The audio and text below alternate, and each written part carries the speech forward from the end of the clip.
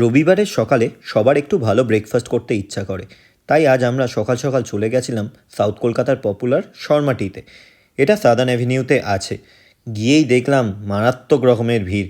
সবাই লেকে morning walk করে সকাল সকাল শর্মাটিতে চলে এসছে ব্রেকফাস্ট করতে।